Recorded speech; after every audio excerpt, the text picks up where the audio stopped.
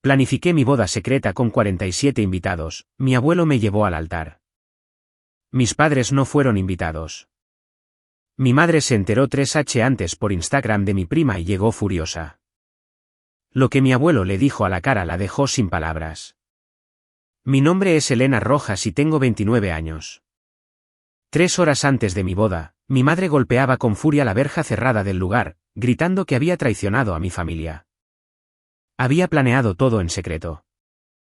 7 meses de llamadas telefónicas, reuniones con proveedores, invitaciones escritas a mano, 47 invitados, un jardín privado, mi abuelo llevándome al altar. Mis padres no estaban en la lista. Mi hermana no estaba en la lista.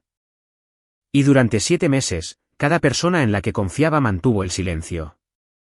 Entonces, mi prima publicó una historia en Instagram. 2 minutos. Eso fue todo. Mi madre la vio, se subió a su coche y condujo 45 minutos furiosa. Llegó a la verja, golpeando el hierro con los puños, exigiendo que la dejaran entrar. Y lo que mi abuelo, el propio padre de mi madre, le dijo a la cara en esa verja, es la razón por la que se fue en silencio. Y es la razón por la que les cuento esta historia. Ahora, déjenme llevarlos de vuelta a la cena de Navidad de hace 11 meses. La noche en que me di cuenta de que mi madre nunca me dejaría tener una boda en paz. Mis padres se divorciaron cuando yo tenía 12 años. Mi hermana Valeria tenía 16. Nuestra madre, Patricia, nos crió sola después de eso. Y nunca dejó que nadie lo olvidara. En cada oración de acción de gracias, en cada comida de la iglesia, en cada reunión de padres y maestros, lo hice sola. Sin ayuda, sin red de seguridad. Y lo hizo. Se lo concedo. Mantuvo la casa. Nos mantuvo alimentadas. Nos mantuvo con ropa limpia y en programas extraescolares. Pero en algún momento del camino, el sacrificio se convirtió en moneda de cambio, y ella la gastó de manera desigual. Valeria era el retorno de la inversión. Matrículas de honor, miembro de una hermandad. Se casó con Fernando, un abogado litigante. A los 26 años, en una ceremonia que mi madre planificó hasta el último detalle, incluidos los anillos de servilleta. Valeria hizo todo bien, lo que en realidad significaba que Valeria hizo todo a la manera de Patricia. Yo era la que no. Elegí contabilidad en lugar de derecho. Me mudé a mi propio apartamento a los 22 años con el dinero que ahorré trabajando de camarera. Un verano me corté el pelo corto y mi madre me miró desde el otro lado de la mesa de la cocina como si hubiera prendido fuego a la casa. Cada decisión que tomaba era corregida. El coche que compré, demasiado viejo. El apartamento que alquilé, el barrio equivocado. La forma en que me vestía para la iglesia, demasiado informal. Y cada corrección venía envuelta en la misma frase, solo digo esto porque te quiero. Valeria escuchaba palabras diferentes, estoy tan orgullosa de ti, Valeria. Mi madre lo decía en cada día festivo, cada cumpleaños, cada cena de domingo, siempre delante de mí, siempre lo suficientemente alto para que toda la mesa lo oyera. Nunca me lo dijo a mí. Ni una sola vez. Solía pensar que simplemente aún no me lo había ganado, que si me esforzaba más, elegía mejor, sonreía más, yo también escucharía esas palabras. Tenía 25 años cuando dejé de esperar. Conocí a Mateo Durán en el mercado de agricultores un sábado hace 4 años. Tenía un puesto cerca del fondo. Estanterías hechas a mano, tablas de cortar, mesas pequeñas. Sus manos eran ásperas y callosas, su sonrisa fácil, sus precios justos. Pregunté por una estantería para mi apartamento. Él preguntó qué libros leía. Hablamos durante 40 minutos. Se me olvidó comprar verduras. Mateo tiene un pequeño taller de carpintería en las afueras del pueblo. Muebles a medida principalmente, mesas de comedor, marcos de cama, armarios. Aprendió el oficio a través de un programa de un colegio comunitario. Construyó su lista de clientes por recomendación y pagó su casa a los 30 años. No es ostentoso. Conduce una camioneta de 10 años y usa las mismas 3 camisas de franela en rotación. Pero es constante. Se presenta. Escucha. La primera vez que lo llevé a conocer a mi madre, ella abrió la puerta, sonrió y dijo, «Qué gusto conocerte por fin». Luego se sentó frente a él en la cena y preguntó, «¿Dónde estudiaste, Mateo?». Él dijo que había hecho un programa de 2 años en el colegio comunitario. Ella no le dijo una palabra más durante el resto de la comida. Esa noche, me llamó. 10:15 de la noche. Belena, puedes hacerlo mejor que eso. Le dije que Mateo era amable y trabajador y que lo amaba. Ella dijo, el amor no paga la hipoteca, cariño. Mateo ya era dueño de su casa. No me molesté en decírselo. Durante 3 años, pensé que cambiaría de opinión. Llevé a Mateo a días festivos, a cenas de domingo, a las fiestas de cumpleaños de los hijos de Valeria. Mi madre sonrió durante todo ello. Lo toleró de la misma manera que toleras una mancha en el sofá que eres demasiado educado para mencionar. Pero nunca se ablandó. Nunca le preguntó sobre su trabajo, su familia, su vida.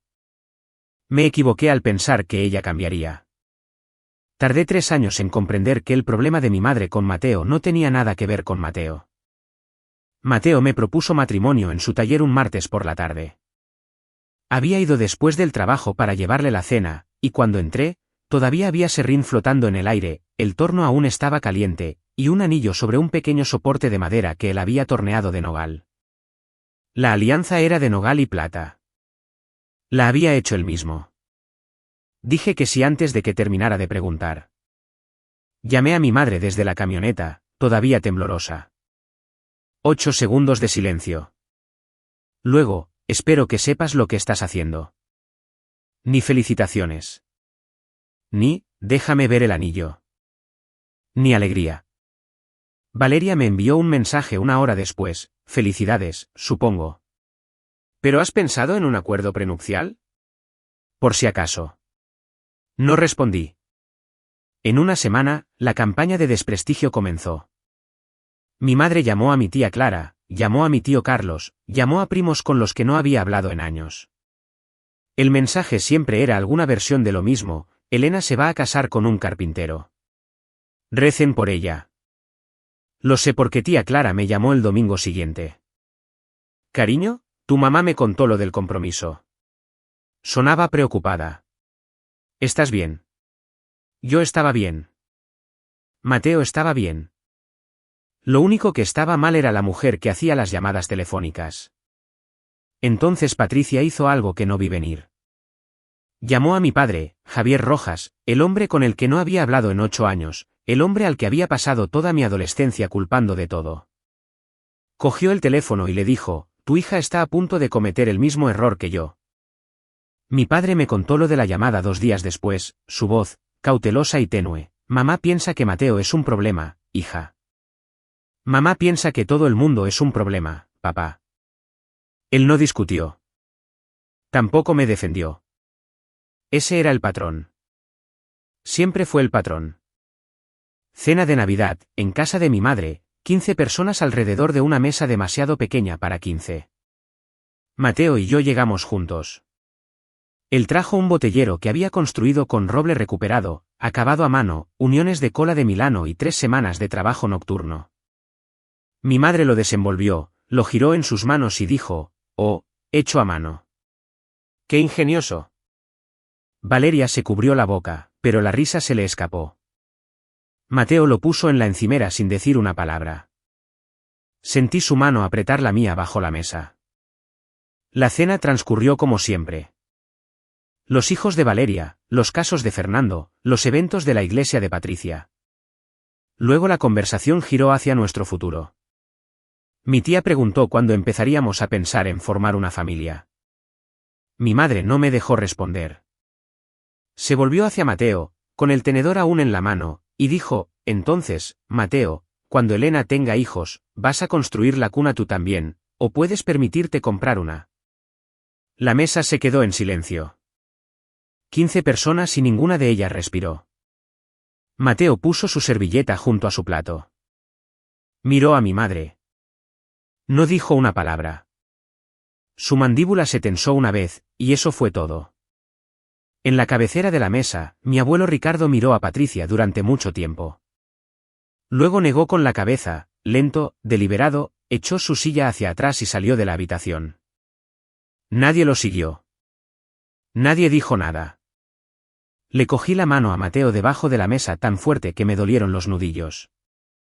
Nos fuimos 20 minutos después. No lloré hasta que estuvimos en la camioneta. Mateo condujo. No me pidió explicaciones. No me dijo que estaba bien. Simplemente condujo. Esa noche, a las 11 de la noche, sonó mi teléfono. Abuelo Ricardo. 7 palabras, lo vi. Lo siento. Nunca más. Me senté al borde de mi cama, con el teléfono pegado a la oreja, y lloré. No el llanto silencioso. De ese tipo que surge después de años de contenerlo todo mientras alguien te socava comentario a comentario. Abuelo, ¿está bien? No. Ella siempre. No está bien. Su voz era baja, firme, la misma voz que usaba para calmar una clase de 30 adolescentes. Me senté allí esta noche y vi a mi hija humillar a un buen hombre en mi mesa. Debí haber abierto la boca. No lo hice. Eso no volverá a pasar. No pude hablar por un momento porque esto era nuevo. En 29 años, nadie de mi familia me había dicho esas palabras. Que lo que pasó era real. Que no estaba en mi cabeza. Que no estaba siendo demasiado sensible. Tu abuela, dijo y hizo una pausa, que Dios la tenga en su gloria. Le habría puesto las cosas claras a Patricia hace años. Isabel no toleraba la crueldad disfrazada de preocupación. Yo debí haber hecho lo mismo. Esperé demasiado. Mi abuela Isabel falleció hace 6 años. Era la clase de mujer que, cuando se enfadaba, pronunciaba una sola frase, y esa frase caía como un veredicto. Siempre me pregunté qué pensaría de todo esto. Ahora lo sabía. Abuelo, no quiero ponerte en medio. No me estás poniendo en ningún sitio. Yo elijo dónde pararme. No me dijo qué hacer. No me ofreció consejos sobre la boda o sobre Patricia. Solo dijo una cosa más antes de colgar: decidas lo que decidas sobre tu boda, estaré allí en primera fila. Dejé el teléfono en la mesita de noche. Mateo ya estaba dormido a mi lado. Miré al techo y sentí que algo cambiaba. Todavía no era una decisión, sino la base de una decisión. El primer terreno sólido que había sentido en años. Enero. Decidí intentarlo una vez más. Llamé a mi madre y la invité a ir de compras para el vestido conmigo. Solo nosotras dos, mamá. Sin presión. Encontré una pequeña boutique de novias en Riewood. Ella accedió. Y me permití sentir esperanza durante exactamente 48 horas. Nos encontramos un sábado por la mañana. Ya había elegido 3 vestidos para probarme. Sencillos, elegantes, hasta la pantorrilla, el tipo de vestido que siempre había querido. Salí del probador con mi favorito, un vestido de crepé con un dobladillo de encaje que me llegaba justo debajo de la rodilla. Mi madre me miró durante 5 segundos. Eso parece un vestido de verano, Elena, no un vestido de novia. No respondí. Ella revisó su teléfono, recogió su bolso y se fue 20 minutos después de llegar. No se despidió de la asesora. No se despidió de mí. Una semana después, la llamada telefónica. Si te casas con Mateo, me levantaré durante la ceremonia y me opondré. No me sentaré allí y fingiré que esto está bien. Mamá, las objeciones no son legalmente. No me importa lo legal. Me importa que todos vean que al menos una persona en esta familia tiene el valor de decir la verdad. ¿El valor? De hecho, usó esa palabra. Llamé a Valeria esperando algo. Lo que fuera. Contestó al segundo tono. Mamá habla en serio, Elena. Ya llamó a la oficina de la iglesia. Quizás solo posponlo hasta que las cosas se calmen. Las cosas no se iban a calmar. Llevaba 29 años esperando que se calmaran. Esa llamada telefónica fue el 14 de enero. A la mañana siguiente, me senté en la mesa de mi cocina con mi portátil, abrí una nueva carpeta y escribí 2 palabras: Plan B. Esa carpeta estuvo abierta durante 7 meses. Pasé una semana mirando esa carpeta antes de escribir algo en ella, porque necesitaba ser honesta conmigo misma sobre lo que estaba en juego. No solo la boda, sino todo lo que vendría después. Si cedía, si mi madre se adueñaba de cada hito a partir de ese momento, el baby shower, el color de la habitación del bebé, el nombre de mi primer hijo, si podía vetar a mi marido, podía vetar cualquier cosa. Si la combatía públicamente, sería la villana, la hija desagradecida, la que destrozó a la familia. Esas ya eran las palabras de Valeria en un mensaje de grupo al que no pedí que me añadieran. Y si no hacía nada, si simplemente planificaba una boda normal y esperaba lo mejor, mi madre haría exactamente lo que prometió. Se levantaría delante de todos los que amo y llamaría a mi matrimonio un error. Ya lo había hecho antes. En nuestra fiesta de compromiso la primavera anterior, había tirado una copa de vino en la mesa de postres y había empezado a llorar delante de 30 invitados sobre cómo estaba perdiendo a su hija. Los padres de Mateo se fueron temprano. Mi tía llevó a Patricia a casa. Eso no fue una actuación única. Eso fue un ensayo general. Mateo nunca dijo, elígeme a mí o a tu familia. Pero yo lo veía en las líneas alrededor de sus ojos. La forma en que ahora dormía más ligero. La forma en que se quedaba callado durante largos periodos en el taller. Estaba cansado. No de mí, del asedio. Una noche, dejó su cincel y me miró desde el otro lado del banco de trabajo. No me voy a ir a ninguna parte, pero necesito que decidas qué tipo de vida quieres. Una en la que tu madre tenga poder de veto o una en la que no. No le respondí esa noche, pero abrí la carpeta a la mañana siguiente y comencé a escribir. El plan fue tomando forma por partes. Primero un lugar, una finca con jardín privado llamada Bitfield House, a 45 minutos al este. Verja de hierro, muros de piedra, setos lo suficientemente gruesos como para amortiguar el sonido.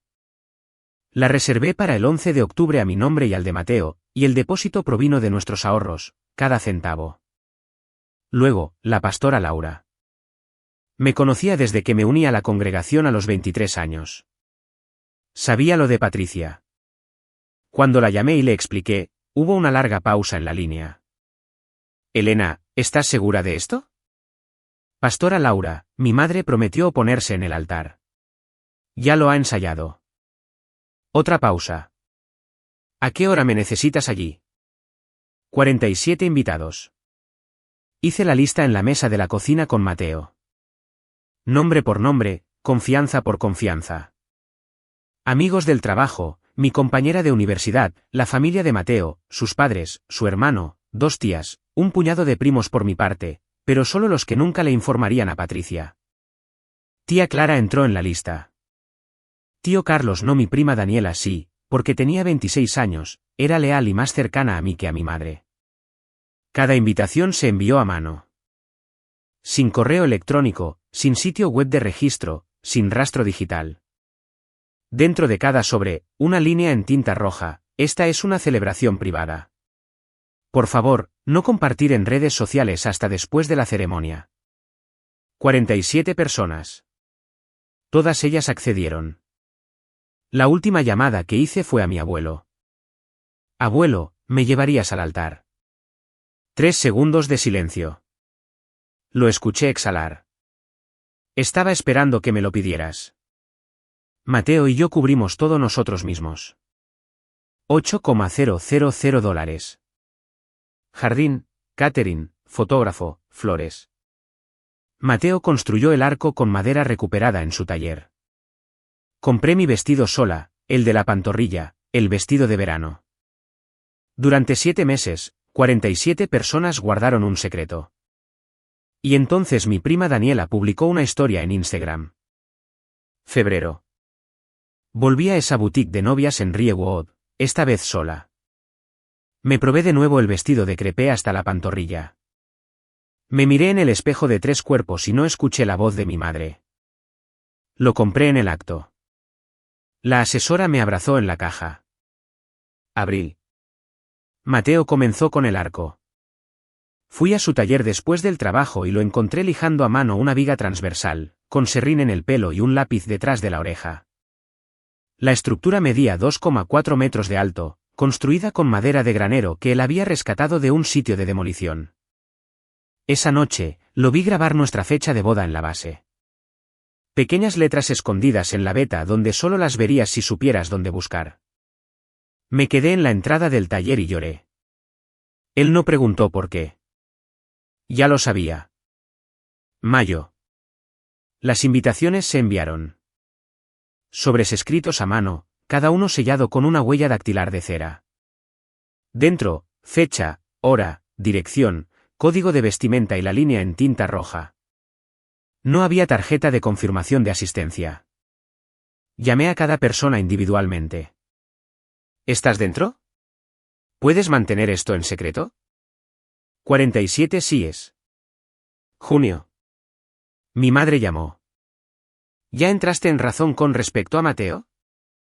Mantuve la voz firme. Nos estamos tomando nuestro tiempo, mamá. Bien. Eso es lo más inteligente que has dicho en años. Colgué y miré el plano de mesas extendido sobre la mesa de mi cocina. 47 nombres en columnas ordenadas. Asignaciones de mesa. Notas dietéticas. Un cuadrado resaltado para abuelo Ricardo. Asiento en primera fila, pasillo. Mi madre pensó que me había rendido. Pensó que el silencio significaba que ella había ganado. La dejé pensar eso. Por primera vez en mi vida, le dije a mi madre exactamente lo que quería oír. Y no sentí nada. Ni culpa, ni vergüenza, solo el zumbido limpio y silencioso de una decisión ya tomada. Julio. Valeria apareció en mi apartamento sin avisar, la primera vez que me visitaba en más de 2 años. Se quedó en la entrada con una botella de vino y una sonrisa que no le llegaba a los ojos. Solo pensé en pasar. Nunca salimos ya. La dejé entrar, hablamos trivialidades, serví el vino. Se movió por mi apartamento como una detective, echó un vistazo a la encimera, a la estantería, a la nevera, se detuvo junto al baño e inclinó la cabeza. ¿Estás a dieta? Te ves más delgada. Solo comiendo más sano. Sorbió su vino. Te ves diferente. ¿Más ligera? ¿Más ligera? ¿Cómo? No sé. Como si algo hubiera cambiado. Mi cuaderno de planificación estaba en la mesa de centro. Tapa blanca lisa, sin etiqueta. Cogí una revista y la puse encima. Casual, natural. Valeria me vio hacerlo. Se sentó en el sofá y cruzó las piernas. Sí, sabes que mamá les ha estado diciendo a todos que cancelaste el compromiso, ¿verdad? Se lo dijo a todo el grupo de mujeres de la iglesia. Serví más vino, tomándome mi tiempo. Esa es la historia de mamá para contar, no la mía. Así que no lo has cancelado.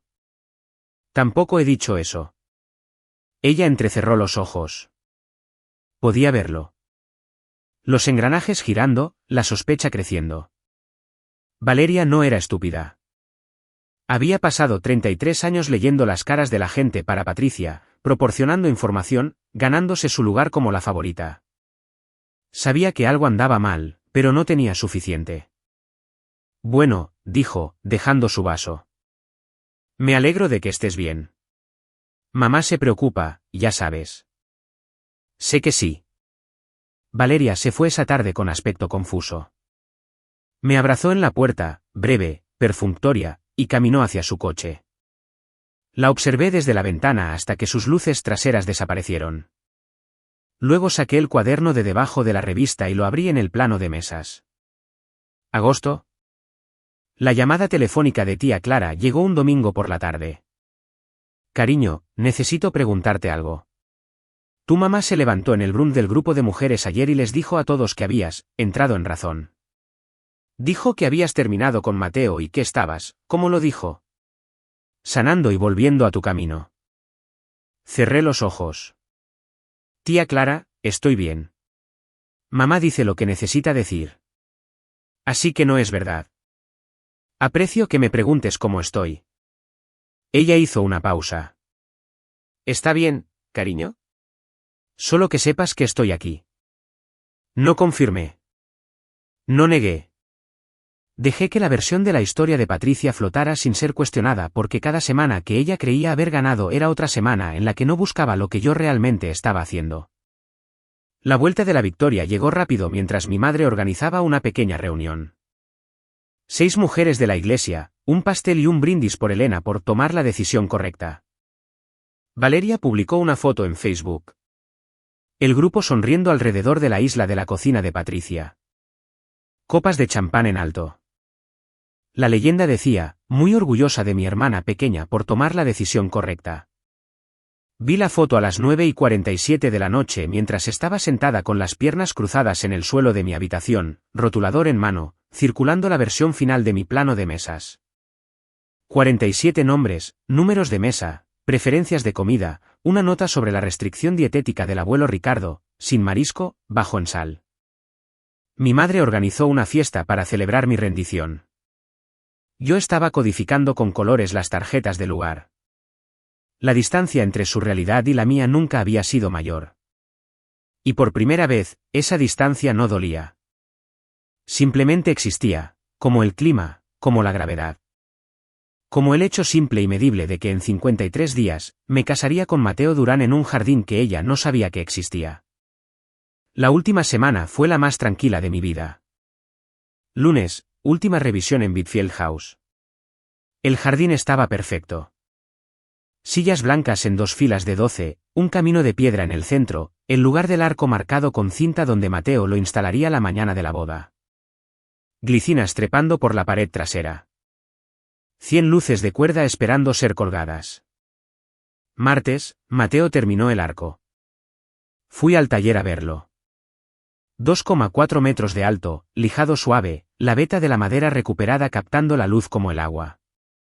Nuestra fecha grabada en la base. Había añadido una cosa que yo no había visto.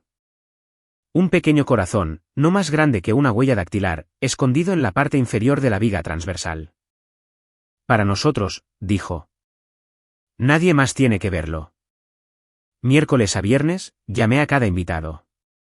No hay redes sociales hasta después de la ceremonia, por favor. 47 confirmaciones. Sábado por la noche anterior, Mateo yacía a mi lado, ya dormido, un brazo alrededor de mi cintura. Miré al techo y lo escuché respirar. Mañana me casaría con este hombre, sin permiso, sin disculpas, sin la mano de mi madre cerca. Mi corazón latía con fuerza, no por miedo, sino por algo para lo que aún no tenía nombre. Quizás la libertad suena como un latido cuando no estás acostumbrado. Domingo por la mañana, me desperté a las 5:30, me puse una chaqueta y conduje al lugar sola, revisé las flores, enderecé las sillas, me paré bajo el arco a la luz del amanecer y cerré los ojos. Todo estaba listo. A las 10:47 de la mañana, mi teléfono vibró. ¿Daniela? Elena, lo siento mucho. Publiqué una historia por accidente. Las sillas, el jardín. Era tan hermoso. No pensé. La borré después de 2 minutos. Pero tu mamá, ella ya la vio. 2 minutos. 7 meses, y mi madre ya tenía una captura de pantalla. Estoy de pie en ese jardín, con el teléfono en la mano, y mi estómago se hunde. 2 minutos. Eso fue todo.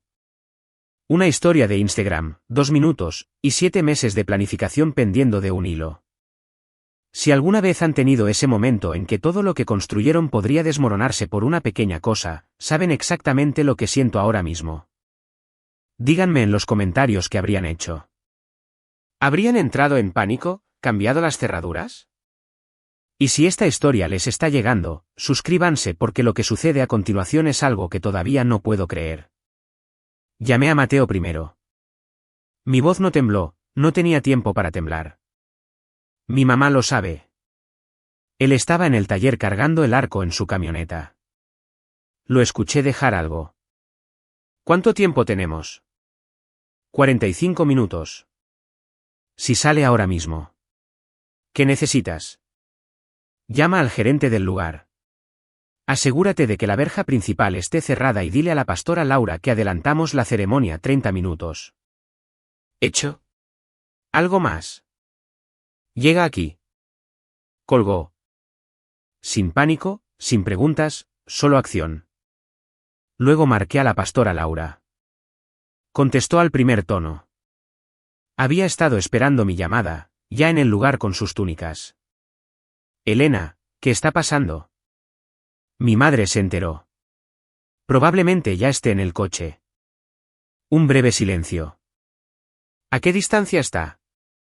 45 minutos. Entonces tenemos 45 minutos.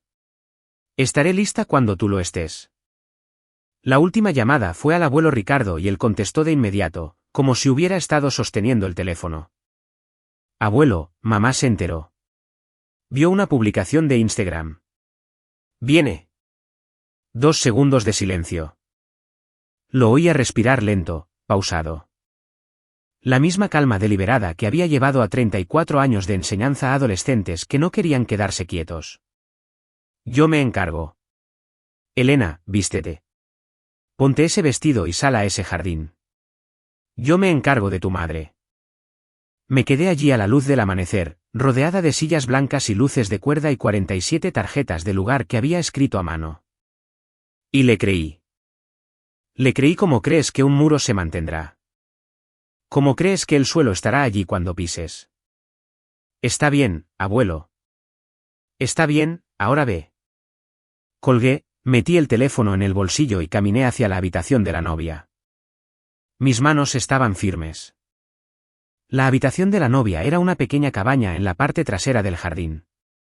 Suelo de piedra, cortinas blancas, un espejo de cuerpo entero apoyado en la pared. Mi mejor amiga Andrea ya estaba allí, planchando el dobladillo de un vestido que no sabía que existía hasta hace 6 meses. ¿Cómo estamos?, preguntó sin levantar la vista. Mi madre viene de camino. La plancha se detuvo. Andrea me miró. ¿Quieres adelantar las cosas? Ya está hecho. 30 minutos antes. Mateo se encarga. Ella asintió una vez y me tendió el vestido. Me lo puse. Tela de crepé hasta la pantorrilla, el dobladillo de encaje que mi madre había llamado vestido de verano. Andrea me subió la cremallera por la espalda y me alisó los hombros. Me volví hacia el espejo. Me veía como yo, no una versión de mí que alguien más aprobara. Simplemente yo. Con un vestido que elegí, en un lugar que reservé. Y en una mañana que había planeado hasta el último arreglo floral. Llamaron a la puerta. Abuelo Ricardo entró. Traje gris, camisa blanca, una pequeña ramita de lavanda prendida en la solapa. Sus zapatos estaban pulidos. Su espalda estaba recta. Parecía 10 años más joven que sus 78 años. Se detuvo en la entrada y me miró fijamente. Sus ojos se enrojecieron en los bordes y su mandíbula se tensó una vez antes de hablar. Te pareces mucho a tu abuela. Crucé la habitación y tomé su mano. Sus dedos eran cálidos, delgados, firmes. Apretó una vez. A ella le habría encantado esto, dijo en voz baja. A ella le habría encantado Mateo. Lo sé. Sacó un pañuelo doblado del bolsillo de su pecho, lo apretó brevemente contra sus ojos y lo guardó. Luego me ofreció su brazo. ¿Lista? Por la ventana, podía ver el jardín. 47 personas en sus sillas. Mateo de pie bajo el arco que había construido. Luces de cuerda aún no encendidas, esperando la tarde. ¿Lista? Me enteré más tarde de lo que pasó en la cocina de mi madre esa mañana. Patricia estaba sentada en la isla, café, teléfono, el silencio dominical. Estaba revisando Instagram como siempre hace, comprobando metódicamente cada historia de cada miembro de la familia, cada conocido de la iglesia, cada antiguo vecino. El control requiere vigilancia, y mi madre nunca se perdía una publicación. La historia de Daniela apareció a las 10:44 de la mañana, 3 segundos de vídeo. Sillas blancas en filas curvadas, un camino de piedra, un jardín iluminado por el sol de la mañana, un pie de foto, una mañana tan hermosa. Daniela la borró a las 10:46, pero mi madre ya había tomado una captura de pantalla. Ella captura todo. Mis registros telefónicos muestran que Patricia llamó a Valeria a las 10:49. Tu hermana se casa hoy, ahora mismo, sin nosotras. Valeria, según me han dicho, dijo que era imposible. Ella canceló todo. Tengo una captura de pantalla. Jardín, sillas blancas. Está pasando. Mamá, súbete al coche, le dijo a Valeria. Ahora. Condujeron juntas. Patricia al volante, 45 minutos por la autopista, luego una carretera comarcal, luego el camino de grava que llevaba a Bitfield House. Valeria me contó más tarde, semanas después, en un mensaje de texto que probablemente no debería haber enviado, que Patricia se saltó 3 semáforos en rojo en el camino. Que sujetaba el volante con ambas manos y no dijo una sola palabra durante todo el trayecto. Que su cara tenía un color que Valeria nunca había visto. Dentro del jardín, ninguno de nosotros sabía nada de esto todavía. Las sillas estaban llenas. Mateo estaba de pie bajo el arco, con las manos cruzadas, los ojos fijos en la puerta de la cabaña. Abuelo Ricardo tenía mi brazo y el cuarteto de cuerda, 4 amigos de Mateo de la orquesta comunitaria, comenzó a tocar. La pastora Laura se acercó al micrófono y dijo: Amados hermanos, nos hemos reunido hoy aquí. Mi madre estaba a 17 minutos de distancia. Las puertas del jardín se abrieron y abuelo Ricardo y yo salimos al camino de piedra. 47 rostros se volvieron hacia nosotros. Algunos sonreían. Algunos ya lloraban. La madre de Mateo tenía la mano sobre la boca. Mi amiga Andrea, de pie a la izquierda como mi dama de honor, se secó los ojos con el dorso de la muñeca. Ricardo caminó lentamente, no por su rodilla, aunque le dolía. Porque cada paso tenía un significado. Su brazo estaba entrelazado con el mío, su barbilla nivelada, su paso deliberado. Había pasado toda una vida entrando en aulas, dominando habitaciones sin levantar la voz. Aportó la misma seriedad a un camino de jardín bordeado de flores silvestres. Mateo estaba bajo el arco. Su traje era azul marino. Sus zapatos eran prestados. Sus ojos estaban húmedos antes de que yo llegara a él. Ricardo puso mi mano en la de Mateo, la sostuvo allí por un momento y miró a Mateo de una manera que nunca antes lo había hecho, directamente, con firmeza, con algo que se parecía a una transferencia de confianza. Mateo asintió una vez. Gracias, señor. Ricardo nos apretó las 2 manos, luego las soltó y fue a sentarse en su asiento en primera fila. La pastora Laura sonrió. ¿Quién entrega a esta mujer para ser desposada? Ricardo se levantó de su asiento, con una mano en el reposabrazos. Su abuelo, con orgullo. Un murmullo de risa suave, algunos pañuelos. Mateo me tomó las manos. Comenzaremos con los votos del novio, dijo Laura. La voz de Mateo era firme y baja. No leyó de una tarjeta. No tengo muchas palabras elegantes. Soy mejor con mis manos, pero te prometo esto, me presentaré cada día. Construiré la vida que mereces. Y nunca te pediré que seas alguien diferente a quien eres. Entonces, detrás de nosotros, más allá del muro del jardín, el portazo de un coche. Luego otro.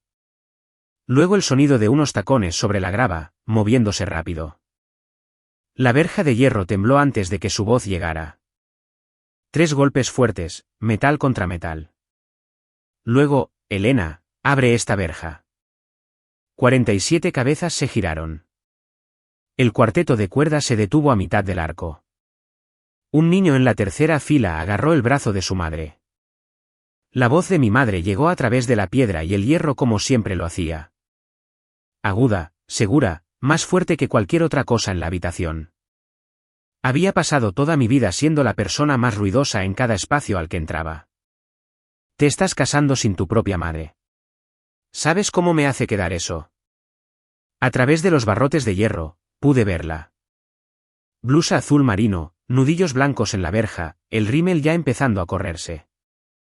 Detrás de ella, Valeria estaba de pie en el camino de grava, con los brazos cruzados, con ganas de estar en cualquier otro sitio. La mano de Mateo encontró mi hombro, cálida, firme. Él no habló. Sentí que mis pies comenzaban a moverse hacia la verja, hacia su voz, hacia 29 años de condicionamiento que decían, cuando tu madre llama, vas. Todo mi cuerpo se inclinó hacia ella por un segundo. Entonces una mano tocó mi otro hombro, suave, familiar. Me giré. Abuelo Ricardo estaba detrás de mí. Se había levantado de su asiento sin hacer ruido. Su cara estaba tranquila. Sus ojos estaban claros. Siéntate, cariño, dijo. Esto es asunto mío. Se enderezó la solapa, ajustó la ramita de lavanda y caminó lentamente, deliberadamente, cada paso cayendo como una sentencia, hacia la verja de hierro. 47 personas lo vieron ir. Nadie se movió. Nadie susurró.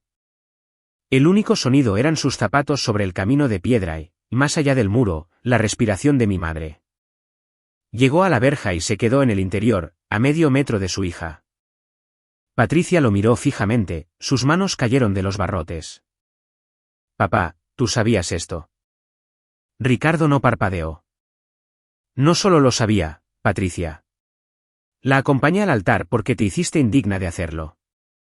La boca de mi madre se abrió. Nada salió durante 3 segundos completos. Luego, ¿cómo te atreves? Ricardo levantó una mano. No rápido, no enojado, solo lo suficiente. El mismo gesto que había silenciado a 30 años de estudiantes de secundaria. No he terminado. Patricia cerró la boca. Pasé 34 años enseñando a los niños a tratar a las personas con decencia básica. Te crié de la misma manera. Tu madre te crió de la misma manera. Pero en algún momento, te convertiste exactamente en el tipo de padre que pasé mi vida tratando de no ser. Su voz nunca se elevó. Cada palabra llevaba peso porque había usado muy pocas en 78 años. Menoscabas. Controlas. Castigas a tu hija por elegir a un buen hombre que trabaja con sus manos, tal como lo hizo su padre, tal como lo hice yo antes de enseñar. Le dijiste que su anillo no era lo suficientemente bueno. Le dijiste a toda nuestra familia que estaba cometiendo un error. Prometiste levantarte en su boda y humillarla. No me dejaste elección. El rostro de Patricia se desmoronó. Lágrimas, lágrimas de verdad, del tipo que no podía usar como arma, rodaron por sus mejillas. Papá, estaba tratando de protegerla. No, estabas tratando de controlarla. Hay una diferencia. Y hasta que la aprendas, ella tiene razón en mantener su distancia. Hizo una pausa. Dejó que el silencio se asentara. 47 personas contuvieron la respiración al otro lado del muro. Hoy, acompañé a tu hija al altar porque sus propios padres se hicieron indignos de ese honor. Eso no es vergüenza de ella, Patricia. Es tuya. La miró un momento más. Luego se giró lentamente y caminó de regreso al jardín. No miró hacia atrás. Patricia se quedó en la verja durante 10 segundos, quizás más. El tiempo hace cosas extrañas cuando el mundo se queda en silencio. Sus manos colgaban a los lados. El rímel había dibujado 2 líneas oscuras desde sus ojos hasta su mandíbula. No se las secó. No gritó. No volvió a golpear la verja. Detrás de ella, Valeria dio un paso adelante y le tocó el brazo. Mamá, vámonos. La gente nos está mirando. Mi madre miró a través de la verja por última vez, a través de los barrotes de hierro, a través del jardín, más allá de las filas de sillas blancas, y me encontró de pie junto a Mateo con un vestido hasta la pantorrilla que ella había llamado vestido de verano. Bajo un arco construido por un hombre al que ella había llamado inútil, rodeada de 47 personas que habían elegido estar allí. Sostuvo mi mirada por un momento. Yo sostuve la suya. Luego se dio la vuelta. La mano de Valeria en su codo y caminaron de regreso al coche. Las puertas se cerraron. El motor arrancó. La grava crujió bajo los neumáticos. Y luego todo quedó en silencio. El tipo de silencio que sigue a algo irreversible. Ricardo volvió por el camino. Su rostro estaba sereno, pero pude ver su mano temblar ligeramente a un lado. 78 años. Y acababa de decirle a su única hija que había fallado como madre. Eso tiene un costo, incluso cuando es verdad. Pasó por mi silla, se inclinó y dijo, ahora, ¿dónde estábamos? Una risa rompió el silencio, nerviosa, aliviada, agradecida. Luego otra, luego aplausos. No del tipo fuerte, solo del tipo suave y lento que significa te vemos. La pastora Laura volvió al micrófono, sus ojos brillaban. Tomó aire y sonrió. Creo que estábamos en los votos. Mateo me tomó las manos de nuevo. Sus palmas estaban cálidas. Su agarre era seguro. Y le leí mis votos como si el mundo hubiera vuelto a empezar. Yo tampoco leí de una tarjeta. Había escrito mis votos en el cuaderno, el que había escondido debajo de una revista cuando Valeria vino a husmear.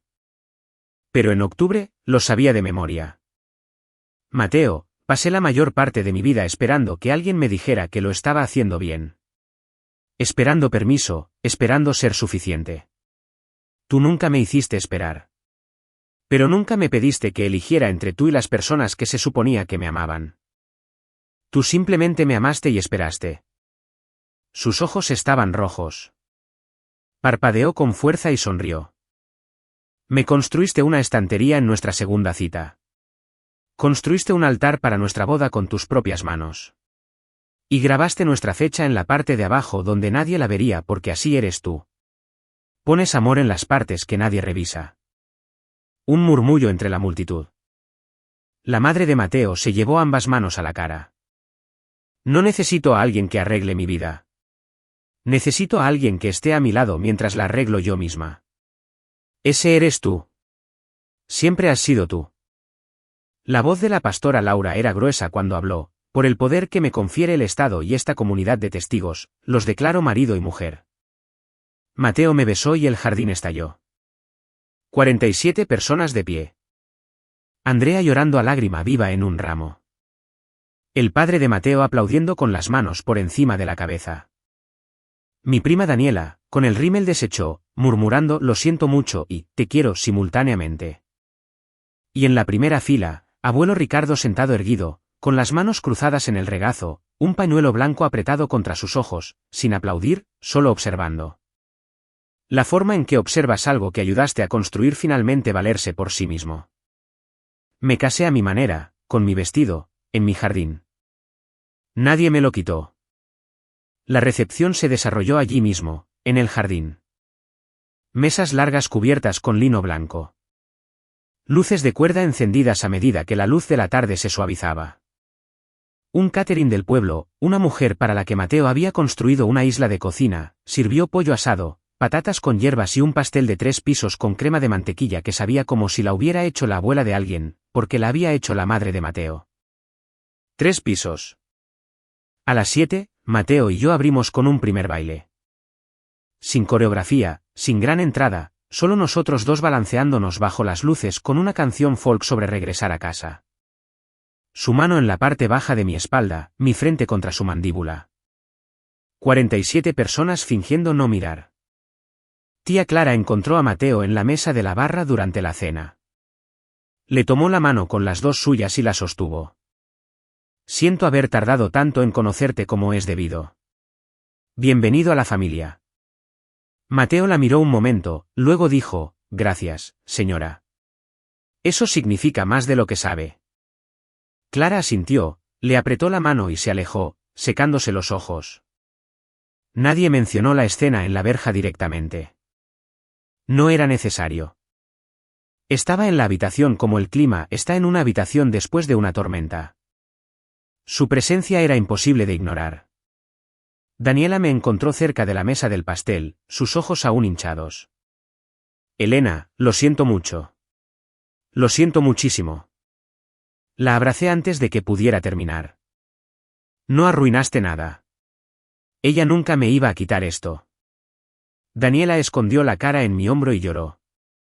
La abracé y lo decía en serio. Tenía 26 años y era impulsiva, y había cometido un error que duró 2 minutos. Mi madre había estado cometiendo los suyos durante 29 años. No había comparación. Después de la cena, mientras las luces de cuerda se volvían ámbar y el jardín se llenaba del canto de los grillos, abuelo Ricardo se puso de pie. No hizo sonar su copa. No se aclaró la garganta. Simplemente se puso de pie. Y de alguna manera, todo el jardín se quedó en silencio en 4 segundos. Después de 34 años controlando aulas sin levantar la voz, esa habilidad no se jubila cuando tú lo haces. Sostuvo su copa a la altura del pecho. Su mano ahora estaba firme. Enseñé historia durante 34 años. Si hay algo que la historia enseña, es que las personas que tienen razón no siempre tienen que ser ruidosas. A veces son pasadas por alto. A veces son silenciadas. Y a veces lo más valiente que puedes hacer es planificar en silencio y presentarte. Me miró. Elena, a tu abuela le habría encantado este día. Le habría encantado este jardín. Le habría encantado Mateo. Y te habría dicho lo que te digo ahora, hiciste lo correcto. Hiciste lo difícil y lo correcto, y fueron lo mismo. Eso no ocurre tan a menudo como la gente finge. Se volvió hacia Mateo. Cuida de ella. Y no porque no pueda cuidarse a sí misma. ¿Puede? Dios sabe que lo ha demostrado. Cuida de ella porque se merece a alguien que quiera hacerlo, alguien que construya cosas en lugar de derribarlas. La mandíbula de Mateo se tensó. Él asintió una vez. Ricardo levantó su copa. Por Elena y Mateo, que su casa sea tan sólida como el hombre que construyó sus muebles. 47 copas se elevaron. 47 voces. Por Elena y Mateo. Apoyé la cara en el hombro de Mateo y me permití llorar. No del tipo de llanto que había derramado en Navidad o en la camioneta después de la cena o sola en la mesa de mi cocina. Este era diferente. El tipo que llega cuando algo que te costó mucho construir finalmente funciona.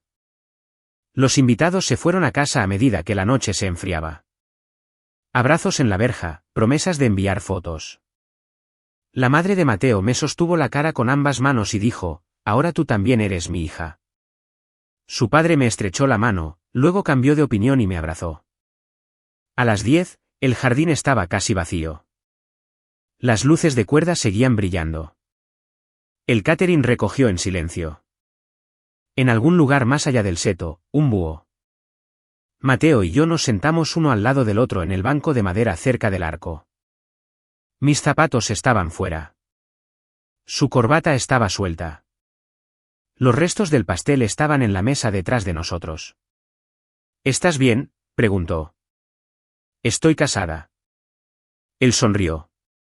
Sí, lo estás. Y mi madre apareció. Y tu abuelo la envió a casa. Apoyé la cabeza en su hombro. Olía a cedro y crema de mantequilla y al más leve rastro de serrín. Cerré los ojos y sentí que todo mi cuerpo se relajaba. Por primera vez en 7 meses, quizás más. El plan había terminado. La boda había terminado. Y fue hermosa. Abuelo Ricardo fue el último en irse. Caminó lentamente por el jardín, se detuvo frente a nosotros y tomó mi mano. Llámame mañana. Lo haré, abuelo. Se inclinó y me besó la frente. La sostuvo allí por un instante. Luego se enderezó, se ajustó la solapa y caminó hacia su coche con el paso cuidadoso y sin prisas de un hombre que había hecho lo más difícil que jamás tuvo que hacer y lo volvería a hacer sin dudarlo. Observé sus luces traseras desaparecer por el camino de grava. Mateo me rodeó con el brazo. Las luces de cuerda zumbaban. El arco se mantenía sólido sobre nosotros. La fecha grabada escondida debajo. El pequeño corazón que nadie más vería. La boda había terminado. Pero las consecuencias apenas comenzaban. Domingo por la mañana, nuestro primer día como casados. Mateo preparó café mientras yo me sentaba en la mesa de la cocina con su vieja camisa de franela. Mi teléfono boca abajo a mi lado. Había estado vibrando desde el amanecer. Valeria, Javier, 3 primos, 2 números que no reconocía, un mensaje de voz de una mujer de la iglesia cuyo nombre nunca aprendí. No escuché ninguno de ellos. En cambio, abrí mi portátil y escribí un correo electrónico. Lo dirigí a 3 personas, mi madre, mi hermana y mi padre. Pasé 40 minutos en él. Mateo lo leyó antes de que lo enviara. Él asintió una vez y dijo, «Eso es justo». «¿Eso es más que justo?» «Esto es lo que escribí, más o menos». «Los quiero, a los tres». Esa nunca ha sido la pregunta. La pregunta siempre ha sido si el amor y el respeto podían coexistir en esta familia. Y durante los últimos 4 años, la respuesta ha sido no di oportunidades. Invité a mamá a comprar el vestido. Propuse compromisos. Y pedí una condición, respeto, por Mateo, y me dijeron que era pedir demasiado. Me dijeron que mi propia madre se levantaría en mi boda y se opondría a mi matrimonio. Así que planifiqué una boda donde eso no pudiera pasar. Esto no fue venganza. Esto fue un límite. Si quieren tener una relación conmigo y con Mateo en el futuro, estoy abierta a ello. Pero se construirá sobre el respeto, no el control, no las condiciones, no los comentarios sobre la carrera, educación o valor de mi marido. La puerta está abierta, pero ahora soy yo quien sostiene el picaporte. Le di a enviar a las 8:14 de la mañana. Luego cerré el portátil, tomé mi café y me senté con mi marido en la mesa junto a la ventana donde la luz de la mañana entraba limpia y cálida. El teléfono siguió vibrando. Lo dejé boca abajo. Valeria respondió en 20 minutos. El mensaje era exactamente lo que esperaba, el mismo guión que había estado leyendo desde que éramos adolescentes. Humillaste a mamá delante del abuelo, delante de todos. No puedo creer que estés haciéndote la víctima aquí. Lo leí una vez, lo cerré, no respondí. Mi padre llamó esa tarde. Su voz tenía el tono cauteloso y medido de un hombre que había pasado 17 años evitando conflictos. Cariño, creo que fuiste un poco lejos con todo esto. Papá, ¿dónde estabas cuando mamá llamó a Mateo un fracaso en la cena de Navidad? Silencio. ¿Dónde estabas cuando le dijo a toda la familia que me estaba conformando? Cuando les dijo a todos en la iglesia que había entrado en razón. Más silencio, del tipo largo y familiar. Te quiero, papá, pero he terminado de esperar a que te presentes, le dije. Entiendo, dijo con una voz que significaba que no. Colgamos. Tía Clara, sin embargo, llamó a Patricia. Me enteré de segunda mano por una prima que escuchó. Mi padre eligió a Elena por encima de mí, había dicho Patricia, con voz quebrada. Mi propio padre. La respuesta de Clara fue tranquila pero clara, él no eligió a nadie. Patricia, él eligió lo correcto. Hay una diferencia. La onda comenzó pequeña y se extendió rápidamente. 47 personas vieron a Patricia golpeando esa verja. 47 personas escucharon las palabras de Ricardo. La información se mueve por un pueblo pequeño como el agua por la tierra. Lento, constante, imposible de detener. Al final de la semana, la historia había llegado a la iglesia, al grupo de mujeres, al comité de planificación de eventos que Patricia había presidido durante 15 años. La gente no la confrontó. No tuvieron que hacerlo. Simplemente empezaron a mirarla de otra manera. Y Patricia, que había pasado décadas construyendo su reputación sobre el sacrificio y el control, lo notó. Ella siempre notaba. 2 semanas después de la boda, Patricia llamó a abuelo Ricardo. No a Valeria, no a mí, a su padre. Sé de la conversación porque Ricardo me la contó palabra por palabra en nuestra llamada semanal. Él es así de preciso. Profesor de historia, cada cita documentada. La voz de Patricia era pequeña, dijo. No la Patricia que dominaba las habitaciones y organizaba galas de la iglesia. Una versión más pequeña. La que existía antes de que se pusiera la armadura. Papá, ¿hablabas en serio lo que dijiste en la verja? Cada palabra. Estaba tratando de protegerla.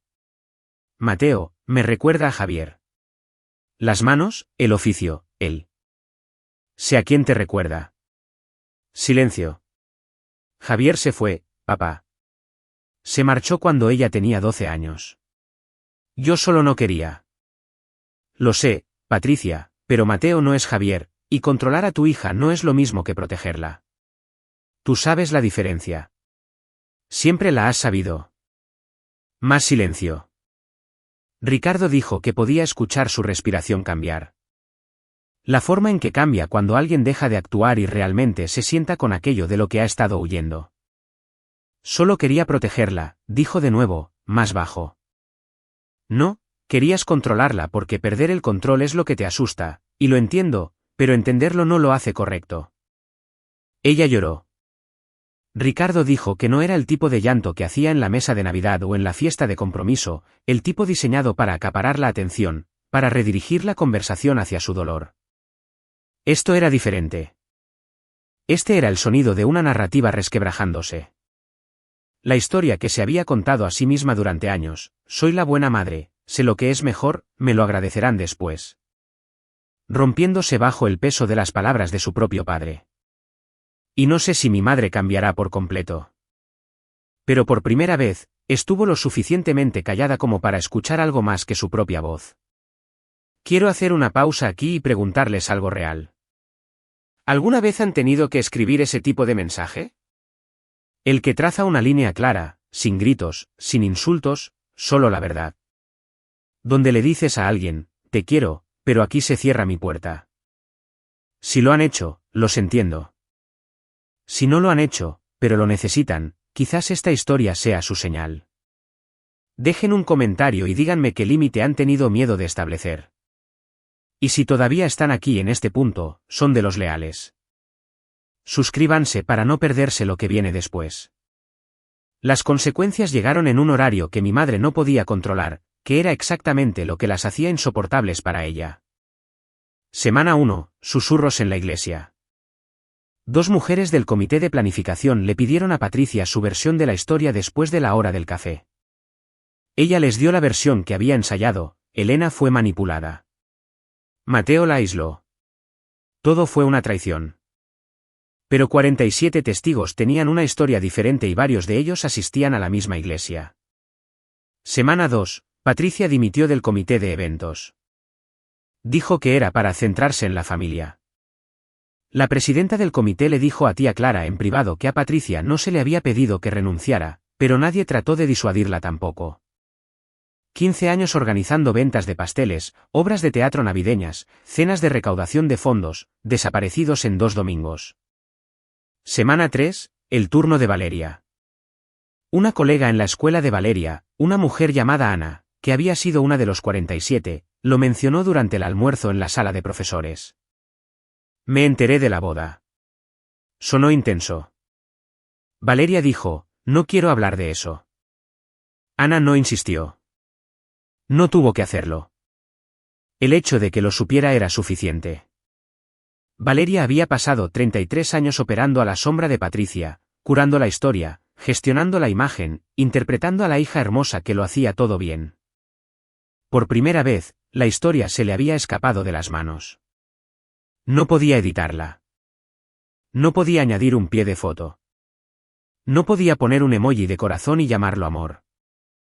Mi madre había construido su identidad sobre ser la mujer que mantenía todo unido. La sacrificada, la que sabía lo que era mejor. Ahora el pueblo tenía una versión diferente de ella. La mujer que se presentó a la boda de su hija sin invitación y fue rechazada por su propio padre. Esa es la cosa con la reputación construida sobre el control. Cuando el control se rompe, no hay nada debajo que lo sostenga. Mientras Mateo colgaba la foto de la boda en la sala de estar un martes por la tarde, la mía con abuelo Ricardo caminando por el camino de piedra, mi mano en su brazo, el arco visible detrás de nosotros. La centró encima de la estantería, la misma estantería que él había construido con la misma madera, la que lo empezó todo en aquel mercado de agricultores hace 4 años. Ese es el lugar, dije. Ese es el lugar. La vida después de la boda fue silenciosa de una manera que nunca antes había experimentado. No un silencio vacío, sino un silencio pleno, del tipo en el que te das cuenta de cuánto ruido habías estado viviendo. Fui a trabajar. Mateo dirigía su taller. Cenábamos en la mesa que él había construido. Veíamos películas los viernes por la noche. Cosas normales, cosas pequeñas, cosas que se sentían enormes porque nadie las interrumpía. Una tarde, Mateo levantó la vista de su libro y dijo, ¿no has revisado tu teléfono en 2 horas? Parpadeé. Tenía razón. Estaba en la encimera de la cocina boca abajo y no lo había cogido ni una vez. Lo sé, dije. Es agradable. Él sonrió y volvió a su libro. Cada domingo llamaba al abuelo Ricardo. Hablábamos del tiempo, de su jardín, del documental de historia que estaba viendo. Él nunca mencionaba a Patricia a menos que yo lo hiciera. Nunca preguntó si me arrepentía de algo. Simplemente aparecía al otro lado de la línea de la misma manera que apareció en la verja. Firme, seguro, mío. Algunas semanas las llamadas duraban 10 minutos. Algunas semanas 1 hora. No importaba. Lo que importaba era el ritmo, el hecho fiable y sin complicaciones de alguien que eligió estar en mi vida sin condiciones. Nunca había tenido eso de mi familia antes. Te cambia cuando finalmente lo consigues. Lo cambia todo. 2 meses después de la boda, Valeria me envió un mensaje de texto. El tono era familiar, la voz cálida y preocupada de hermana mayor que usaba cuando quería algo. Hola, se acerca Acción de Gracias. A mamá le encantaría que vinieras. Ha estado diferente. Leí el mensaje 2 veces. Respondí, ¿diferente cómo? Más callada. No habla de eso. Simplemente se sienta con ello. Más callada no es lo mismo que lo siento, Valeria. 3 puntos aparecieron y desaparecieron. Volvieron a aparecer. No puedes guardar rencor para siempre, Elena. Dejé el teléfono y miré la foto de la boda encima de la estantería. El brazo de Ricardo en el mío, el jardín detrás de nosotros. La vida que había construido en 7 meses de silencio y 7 años de espera. Cogí el teléfono de nuevo. No estoy guardando rencor. Estoy manteniendo un límite. Sí, hay una diferencia. Esa es una frase de terapia. Es una frase verdadera. Silencio. Así que no vienes a Acción de Gracias. Si mamá quiere hablar, puede quedar conmigo en una cafetería. Terreno neutral. Sin festivos, sin público, sin presión. Eso es tan frío, Elena. Eso es tan sano, Valeria. Ella no respondió después de eso. Dejé el teléfono y preparé la cena. Mateo no preguntó qué decía el mensaje de texto. Podía leer mi cara como lee la veta de la madera, mirando de cerca y confiando en lo que ve. Esa noche, en la cama, pensé en la palabra de Valeria, frío. Me había llamado fría por pedir reunirme con mi madre en términos que no implicaban una audiencia y un pavó. Mi antiguo yo habría cedido. Habría aparecido en Acción de Gracias con un pastel y una sonrisa y fingido que nada había pasado. Porque mantener la paz era mi trabajo y agitar las aguas era egoísta. Mi antiguo yo habría estado equivocada. 3 meses después de la boda, mi teléfono sonó. No un mensaje de texto de Valeria actuando como mensajera. No un mensaje de voz reenviado. El nombre de mi madre en mi pantalla llamándome directamente. Lo dejé sonar 3 veces. Luego contesté. ¿Elena? Su voz era tenue. ¿Podemos vernos? Solo nosotras. ¿Dónde? Donde quieras. Nombré la cafetería de la calle ELM. Un lugar pequeño con grandes ventanales cerca de la puerta. Terreno neutral. Lo suficientemente público como para mantener las cosas civilizadas. Lo suficientemente privado como para ser honestas. Sábado por la mañana. Llegué 10 minutos antes y me senté cerca de la salida. No lo planeé conscientemente, pero cuando me senté y noté la puerta al alcance de la mano, supe que algunos hábitos son más profundos que la intención. Patricia entró a las 10 en punto, y se veía más pequeña de lo que recordaba, no físicamente. Seguía siendo la misma mujer que llenaba cada habitación en la que entraba, pero algo detrás de sus ojos se había contraído. Se sentó frente a mí, pidió un café, rodeó la taza con ambas manos y no bebió. Vi las fotos de la boda, dijo. Clara me las enseñó. Esperé. Te veías hermosa. Seguí esperando. Ella miró su café. Tu abuelo tenía razón. No sé cómo arreglar lo que hice, pero quiero intentarlo. Intentar significa respetar a Mateo, no tolerarlo. Respetarlo. No más comentarios sobre su trabajo, su educación o su valor. ¿Puedes hacer eso? Se quedó en silencio durante mucho tiempo, lo suficiente como para que el barista preparara el latte de alguien y llamara el nombre. Puedo intentarlo. Intentarlo es un comienzo. No nos abrazamos. No lloramos. Nos sentamos allí y bebimos nuestro café y hablamos de cosas sin importancia. El clima, la nueva panadería en la calle Cuarta, el jardín de Ricardo. No fue una reconciliación. Fue una puerta entreabierta apenas 1 centímetro. Eso era todo lo que necesitaba ser. Han pasado 4 meses desde mi boda. Mi madre y yo no estamos cerca. Quizás nunca lo estemos y he hecho las paces con eso, pero estamos hablando en mis términos, en cafeterías en terreno neutral con la puerta siempre al alcance. Mateo amplió el taller el mes pasado. Contrató a un aprendiz, un chico de 20 años del programa del colegio comunitario, el mismo por el que pasó Mateo. El negocio va bien.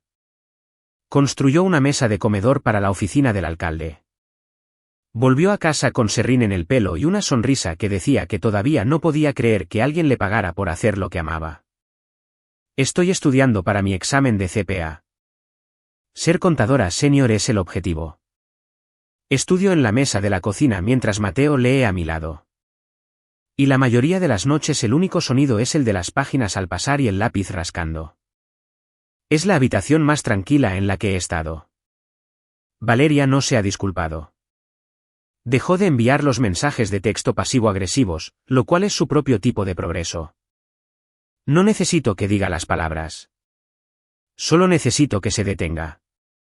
Mi padre envió una tarjeta el mes pasado.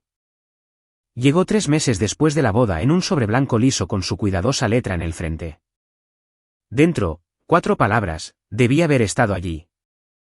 La puse en la estantería que Mateo construyó, justo al lado de la foto de la boda. No es suficiente, pero es algo. Y algo de mi padre después de 17 años de nada es más de lo que esperaba. Abuelo Ricardo llama todos los domingos a las 9. Está sano. Está lúcido. Aunque empezó a ver una serie documental sobre la guerra civil y tiene opiniones que no sigo del todo, pero disfruto escuchando. Nunca pregunta si me arrepiento de algo. Él ya sabe la respuesta. No planifiqué mi boda en secreto porque quería venganza. Quiero ser clara al respecto. Lo hice porque me merecía un día, un solo día en el que nadie me dijera que estaba cometiendo un error. Donde nadie se levantara y se opusiera, donde nadie llorara para llamar la atención en la mesa de postres o llamara a mi marido un fracaso durante la cena. Me merecía caminar por un pasillo y sentir alegría en lugar de pavor. Eso no debería ser radical, pero para algunos de nosotros, lo es.